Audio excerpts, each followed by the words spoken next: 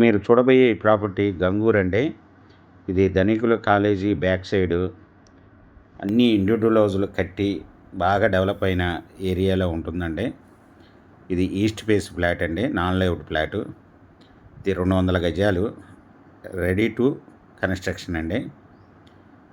ఇది road face వచ్చి 34, లోతు 53 అండి. 200 గజాలు, east face non layout flat అండి.